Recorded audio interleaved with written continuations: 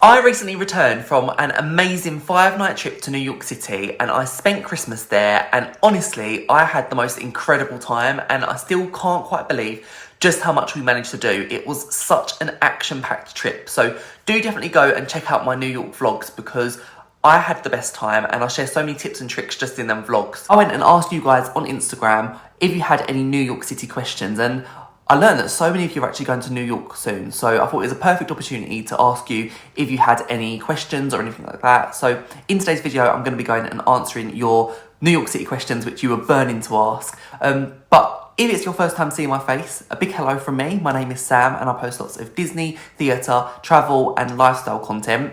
So if you like that kind of thing, make sure you're hitting that subscribe button because I hate for you to miss out on anything, and I've honestly got so many adventures planned for this year. I haven't announced any of them yet, but yeah, we've got so many adventures coming up on this channel, so I cannot wait to go and share them with you.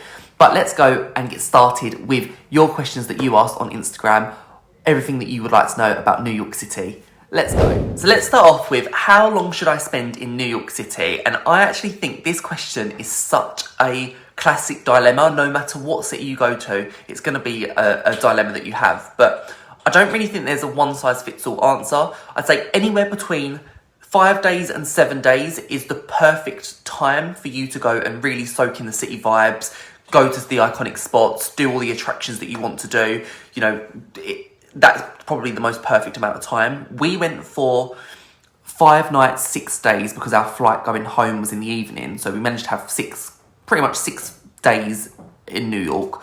And I actually think that was the perfect amount of time because, yes, it was a rush and we felt like we was on our feet constantly. We was constantly doing things. But that was good because that worked well for our family. Whereas I think for other families or whoever you're going with, if you want it to be a slower trip and you don't want to necessarily be on your feet from 7:30 in the morning till 11 o'clock at night, I would say probably go for longer because it allows you to put in rest breaks throughout your trip at New York. So it really depends on who you're going with, but I'd say trust your gut and go with what's going to be right for you.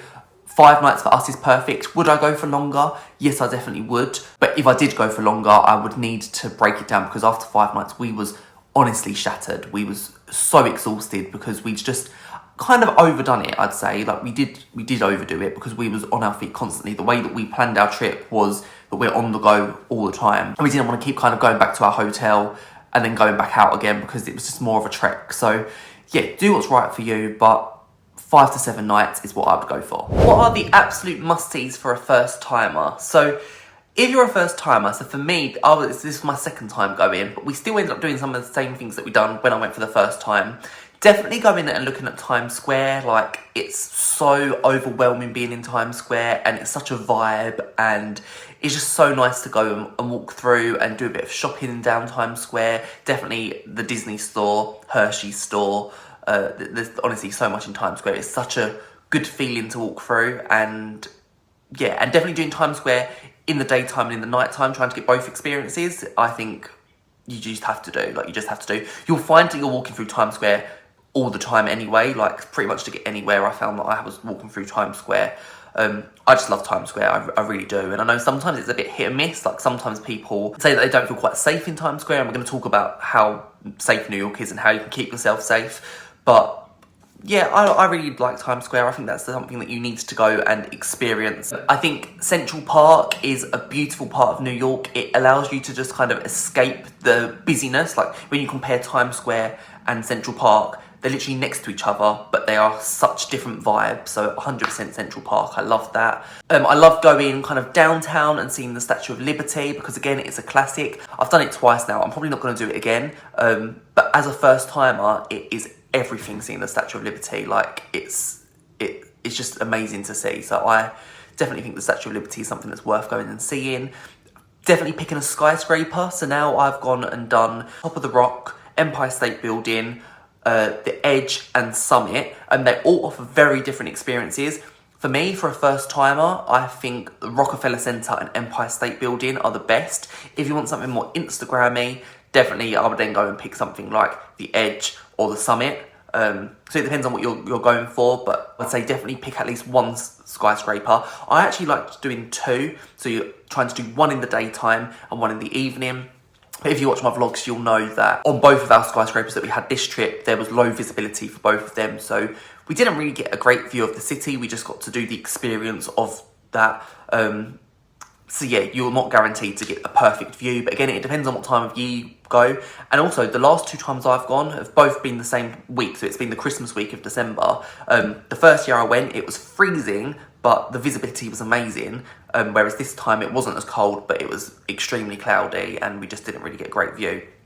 But yeah, I'd say if you're going to New York for the first time, do all the things that you think of. When you think of New York in your head, do them things. If you're a Friends fan, go and do the Friends experience. That was really good. There's so many museums if you're into that, like getting a yellow cab, doing the subway, all the little experiences, like all the things that you think of when you think of New York City, when you watch the films and you see New York City, just do all them things and tick them off your bucket list, because who knows, like it could be a once in a lifetime opportunity and you want to go away and say, do you know what, I had my first trip in New York and I managed to tick all of this off. And if you get to go again, do some of the more unique experiences, which I'm going to talk about later on. But I think they're my musts. They are definitely my must. The things that you think of in your head straight away when you think of New York, they're the ones you have to do. But this is one that I got asked quite a lot. And I was asked, is it easy to get from JFK Airport to the city? And I think the short answer is yes, but definitely do your research. I'm going to try and break it down for you as much as I can. So when I went and got onto the air train. I specifically got on the air train Red, which went straight from JFK to Jamaica. And then once I got to Jamaica Station, I then walked to Sutphin Boulevard.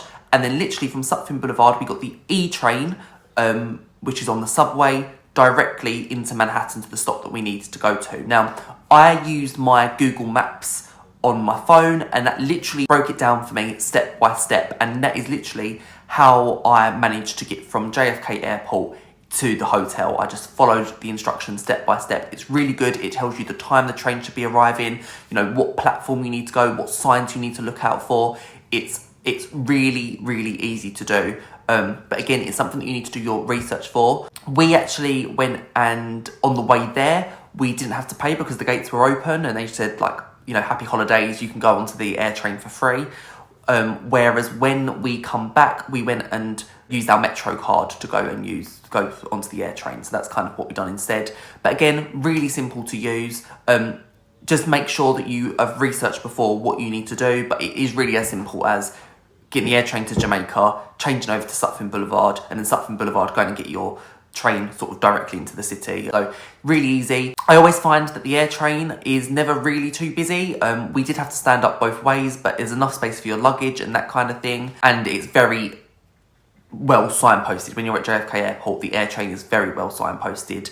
And yeah, it's really simple. I highly recommend using the air train. I honestly love it. I don't think I would do it any other way, but there are alternative methods for you getting to the city from JFK Airport. And again, on the way back, it's really, really simple too. Now, if you have got to JFK and you're really not feeling the subway vibes, maybe it's going to be a bit overwhelming, because let's face it, the subway can be overwhelming. You actually can go and get a yellow taxi, which, again, if it's New York for your first time, go and get that yellow taxi, because it's one of them things that you want to go and tick off your bucket list 100%. But what's really cool about getting the yellow taxi is that they offer it at a flat rate of $52. That doesn't include tips and stuff. It doesn't include tips. It doesn't include tolls. But the thing is, there's no meter. So even if you were stuck in traffic for a really long time, they're not going to increase the charge of it. You just obviously might need to give a bit of a bigger tip or that kind of thing. But yeah, the yellow taxi is, again, a really, really good option. Coming back from Manhattan to JFK, it's not a flat rate anymore. You would pay it on a meter system, just like you would if you was getting a yellow cab anywhere. But from JFK to Manhattan, it's a flat rate, which is definitely worth doing. So I actually think getting from the airport to the city is really a piece of cake. Like, it's so easy to go and do that. But definitely research it before. Hopefully the information I've given you has helped you out, but at the same time, you know, have it on Google Maps, screenshot it before you even go, screenshot what journey you need to do. But yeah, the air train for me is so easy to do, so easy, and I felt safe and it was just convenient, so I highly recommend that. Are there any cool hidden spots that I stumbled across in New York City? There absolutely are. I feel like there's still so much more for me to explore, but on this trip, we went and we stumbled across this little gem called Little Island, which is this kind of hidden spot on the Hudson River, and it offers some really incredible views. It's kind of like elevated, so you're walking up a slope the entire time, but it was really worth going and discovering that. I think if you was going to New York in the summer, that would be a perfect place to kind of sit, have a picnic, have a nice little chill, that kind of thing. Because it was during the winter, it was more of a case of us just walking up, taking in the views, and then going back down again. So we didn't spend too long there. In the summer, it would be honestly an amazing place to go just to see the city landscape and the great views of the Hudson River, so you can see New Jersey from opposite. So it's a really, really lovely view. Another thing that I really liked is the High Line. We've done this both trips. It's not really a hidden gem as such anymore, but you know, if you've not been to New York, you probably don't know much about the High Line. But it's basically like a disused railway track, which is now a public footpath. And it's really how you, for me, is how you get from Chelsea sort of area over to the Vessel and Hudson Yard. So it's just a really like a straight walk. Again, in the summer, it's probably a lot more beautiful because the trees would have grown and that kind of thing. Yeah, the High Line is really nice. It was very busy actually this time that we went, but it's very artistic and lots of really good photo opportunities, and I just love walking on the High Line. And then something that we done on this trip was we got the Roosevelt Island tramway over to Roosevelt Island. We done that really because I just wanted to do the tramway.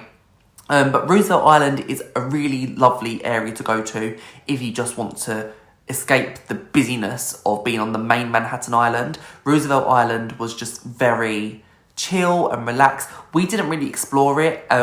When I was there, I did think it was slightly overrated, but at the same time, I didn't explore it as much. We kind of was in a bit of a rush and we went over to Roosevelt Island, mainly because we wanted to do the tramway, and then we ended up getting the tramway back. So we didn't really explore too much, but if you, again, have got space in your itinerary to go and just explore Roosevelt Island a little bit, definitely go ahead and do it, because I know there's like I think like a smallpox hospital or something like that people were talking about, which I kind of wish that I went and explored. But I'd say they're my main hidden places. I'd say hidden, they're not hidden, but they are just really nice things which aren't necessarily bucket list things, but they're just nice to do whilst you're in New York. So they're my like hidden things, hidden treasures, which you can kind of escape the hustle and bustle of the main city. The next question that I got asked is, what location should I stay in? As in, when you are booking a hotel, what area of New York should your hotel be in? And both times that I've gone, I've stayed in the Times Square area, Times Square / Central Park area. First time I stayed at a hotel called the Hilton Garden Inn, which was by Central Park, a bit closer to Central Park, but literally on Times Square. Again, that was a really good location. And then this time we stayed at the West Inn, which was a beautiful hotel. I highly recommend it. And that was a perfect location. We literally walked around the corner and we was in Times Square. So that was honestly a perfect location to be in. But I think it does depend on your budget where you'd like to go. But I like staying in the Times Square area because it feels like we are in the city and we're not too far from anything, and the subway links were amazing. I know some people say don't stay in Times Square because it is just noisy. We didn't have any noise from our hotel. The hotels are built so a lot of the rooms are up high, so you don't really hear any noise and they're soundproofed and that kind of thing. For me, I wouldn't want to stay anywhere else. I love the fact that I'm on Times Square. I have to walk through that every single day. It's just a really nice atmosphere, in my opinion. I love that loudness and I love that busyness. And yeah, if that's not for you, obviously go and stay somewhere else, somewhere a bit quieter, but just expect that you're going to have to travel a bit further or walk a bit further to get to places. The only thing that we really had to go and travel to in terms of like getting the subway is if you want to go kind of the World Trade Center area, because that is a bit more of a trek and it's not really, I mean, you could walk it, but it would take quite some time. So for us, we used the subway, which was easy enough to go and use the subway to go down there. For us as well, going down to downtown Manhattan, that's a one-day thing. You don't need to go and spend more time down there. So for us, we went down there for one day, spent the day down there, and then everything else that we was doing was kind of midtown sort of area, and that's perfect. That's why it's great to have a Times Square location hotel. So that's my opinion. But again, kind of think about what you want from your holiday. Do you want it to be loud and busy and really close to everything, go and pick somewhere like Times Square area or Central Park area. Whereas if you want that more quieter area, then maybe go and pick somewhere like Chelsea or something like that, because you're kind of out of the way a bit more. I got asked this a lot. Is the subway easy to use and is the subway safe? Now, I have used the subway both times, and I honestly think that navigating the New York City subway system is a breeze. It's a great system that they've got. And once you've got the hang of it, it is so easy to use. Once you kind of know if you're going uptown, downtown, towards World Trade Center, whether you're going, towards the Bronx or Queens, like, you've got a really good idea. Now, I would not use the subway system without having my phone. Using Google Maps was honestly a complete lifesaver, because the Google Maps really breaks it down for you. Like I said earlier, it really breaks it down. You know what signs to look out for. You know what line you need to be on. You know what time that train's going to arrive. They make it so easy to use. So I wouldn't stress over it too much. If you're tech savvy, use Google Maps. I just practice using it beforehand, just so you know exactly what you're going to have to be doing. Yeah, the subway, honestly, for me, I find it a breeze. It is a breeze. It's so easy to use. It's not massively different to any other system. Like the London Underground is pretty similar to how it works, and it couldn't be easier to use now, because now you can actually go and tap your card, so you can pay using your card or tap using your Apple Pay. So it's so easy to go and just pay for your subway, get on and use it. Once you've done it once, it is so easy to use. And I think that's why I like the fact that when the plane landed at JFK and I had to go and get the air train, I was used to using the subway from the moment. I just kind of done it straight away. Now, the next part of the question was, is the subway safe to use? I've never experienced any problems on the subway. Again, though, I am very used to using the London Underground, so I'm quite used to being vigilant. I think as long as you're vigilant and you're aware of the people around you, it's no different to any other subway system in the world. You just need to have your wits about you and just look around and just make sure that you're being safe. Keep your phone away at all times. Never have it on show. Obviously, you're in a city, so pickpocketing is something that is likely to happen. I'm going to be honest, it's likely to happen, but you need to just be aware of your surroundings 100%. And one thing that I really love, and if you're a first timer, it honestly makes you feel so much safer. But it's definitely worth looking out for the zebra sign, which is on the platform. And that basically tells you where the conductor stops the train. And basically, it's a really handy spot because it's just safer. You know that you're on that carriage and the conductor is in front of you. So if there was ever an issue, you've got somebody there, which is really, really nice. That carriage, I always find, is busier than the others, but we always go and look out for that zebra sign. Just look on the platform, and they can be quite tricky to find sometimes. Sometimes you end up walking up and down looking for it, but for me, it makes me just feel that little tiny bit safer that I'm there, and I know that there's somebody who works for the subway literally in front of me, so if anything did happen, they are there. So that would be my biggest tip for being safe on the subway. But have your wits about you. You're in a city. Things could potentially happen, so just be aware of your surroundings 100%. I also got asked for more general tips for keeping safe when walking around New York City. And I think I'm just going to repeat the fact that you're in a city, so you just need to make sure that you're being vigilant with the people around you. Don't walk on your phone too much.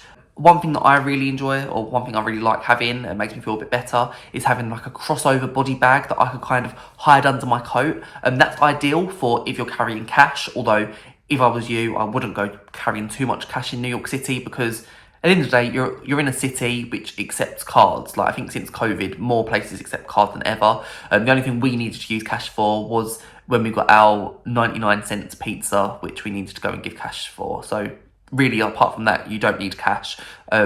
Take it for real emergencies, I guess, but you don't really need that. But having a crossover body bag is definitely ideal. One thing we liked having that for was when it was a travel day and we needed to go and carry our passports with us. It was just ideal to have our passports hidden away under a coat, knowing that nobody can get that. It would be really difficult for somebody to get that. So that was something that we do. Things like making sure that you are in well-lit areas, especially in the night time. But again, saying that you're in a city, so there's not really many places which are dark, and there's not many places where you're going to be by yourself. There's always people around. You're in a really busy city, so I would say that. But other than that, you just need to be aware of your surroundings, just like you would anywhere you went. If you went to the shopping centre, you would be aware of your surroundings. So just do that and you'll be absolutely fine. Don't put anything of value in a backpack, because again, that's easy for a pickpocket to go and take something out. Like pockets, I wouldn't have anything too valuable in there. But yeah, as long as you're not kind of like, you know, showing your phone off to everybody, I think you'll be absolutely fine. The next question that I had was one that I absolutely love, because it was, should I plan or should I just go with the flow? And if you've watched me for quite a while, you will know that I am definitely a planner. I love to plan everything. I literally like having my spreadsheet and planning it out hour by hour, day by day, what I'd like to do. Now, is that something you have to do? No, probably not. Definitely not for everything, but at the same time, I think for New York, because you are in an extremely busy city, it is so much better for you to go and plan all the main things that you want to do, all the main attractions. When we went this time, there were so many things that had sold out, and they wasn't even given out to New York pass holders because they had sold out, and they sold out in advance. So it's important that you go, and the main things that you want to do, go and book them and make sure you remember the time that your time slot is. Things like if you want to do the Rockefeller Center or the Statue of Liberty or the 9/11 Memorial Museum, if they're a must-do for you, then definitely go and plan them in, book them in, and have them on an itinerary so you know that that's what you want to do. Things like dinner reservations as well. There's lots of places where you need to reserve a table. Otherwise, you are not getting in, or you're queuing up for hours to try and get in. So things like that, I'd say definitely go and book. But then there's other things which you haven't got to plan necessarily to a T or be at that place for the hour. So for example, if you wanted to see Bryant Park, or you wanted to go to see the Macy's Christmas lights or Saks Christmas lights or anything like that, you don't need to plan that necessarily, because chances are you're going to be going and walking past that area at some point anyway, and you can kind of go and see it then. But for me, I like just knowing that, oh, I'm in this area, so I want to go and make sure I'm targeting this area as much as I can. And I think that's the biggest thing. If you're not going to plan to a T, make sure that you are looking at what New York looks like. Make sure you know what attractions are around that area, because there's no point, for example, you being and walking across Brooklyn Bridge for you to then go to Central Park later on, because they're just complete different areas. So for me, I just like knowing that, oh, I'm in this area right now and I need to make sure I'm doing this, this, this and this, because they're all in the same area. Otherwise, you're just going to be walking around aimlessly all day. So that would be my biggest tip, is plan the things that you 100% want to do, but all them kind of filler things you don't need to worry about too much, because you're probably going to walk past them anyway. But make sure you're kind of doing all the things that you want to do, which are in that bubble. You don't want to be going from one place to the other place to the other place when they're such far distances from each other. Now, this question was one that I got from Instagram also, and it was, what are the best tips for getting the best photos? What are the best photo spots? How do you get the best photos? I think if you want to get the best photos of, for example, if you're at the Rockefeller Center and you want to get a picture of the Rockefeller tree if you're going over Christmas, or you've gone to Washington Street at Dumbo and you want to get that famous photo with the bridge over, you need to make sure you're getting to them places early, because very, very quickly they're going to become crowded and it's literally going to be impossible for you to get that picture that you want. So go to them places as early as you possibly can, because you're going to get that nice picture where there's not too many people around, it's not too crowded, and just play around with angles. Like, we was at Washington Street probably for a good 40 minutes, I'd say 40 minutes to an hour, just testing out different photos, different angles, that kind of thing, just to make sure that we was getting the photo that we wanted. We knew we wasn't going to be going back there for that trip, so we wanted to get the perfect photos that we could. When it comes to photos, you know, you want to get photos of all the iconic landmarks. The Statue of Liberty is really hard to get a picture with, unless you are paying to go to do the pedestal experience, for example. You can kind of get a photo there, but I didn't really like the angle of it, because it's just difficult to get a photo because it's so close to you and you haven't really got much space to get a picture of you and the Statue of Liberty. It just didn't work out how I wanted it to work out. But the best place for you on the Statue of Liberty to get a picture with it is on the boat, the boat over to Liberty Island. So that's what I'd say for that. Other than that, just go and play around with the filters on your phone, and the settings on your phone. So I like definitely going and using like the 0.5, using panorama. There's lots of different tips on like TikTok of how to get the perfect photo for, especially like the tall skyscrapers and that kind of thing, and make them Instagrammable. But my biggest tip is to get to these places early because they fill up very, very quickly. And especially the Rockefeller Tree, like even when we went there at about 8 o'clock, it was a lot quieter, but still really busy to go and get the picture. So you got to kind of wait up. And again, like if you want like the Rockefeller Tree at night time, it might be better for you to go before sunrise, like really early in the morning to get the picture rather than wait till the evening, because chances are you're just not going to get that picture in the evening because it's just crowded. It's one of the most crowded places I've ever been to. So yeah, when it comes to pictures, just get there early. Are there any recommendations for souvenirs and keepsakes? Yes, I would say don't go to any of the shops on Times Square at all. The reason being is they are expensive. They want your money, them shops. Whereas we went to the like vendors that were on Brooklyn Bridge and they was doing such great deals.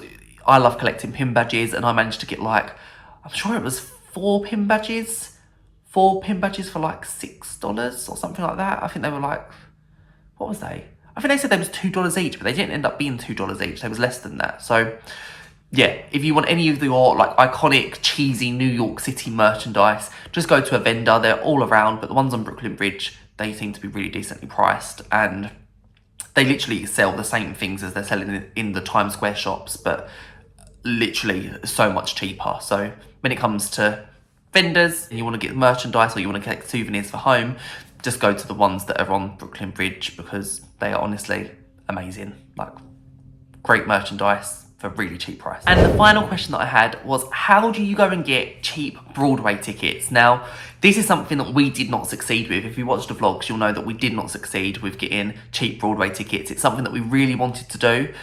Broadway is just extremely expensive, but there are ways that you can go and get it cheaper. The first way is by going and booking it as far in advance as possible. So for example, we really wanted to see Hamilton and Broadway. I love Hamilton. I've seen it in London like 6 times now, 7 times, 6, 7 times. I can't remember what it is, but I've seen Hamilton a lot in London.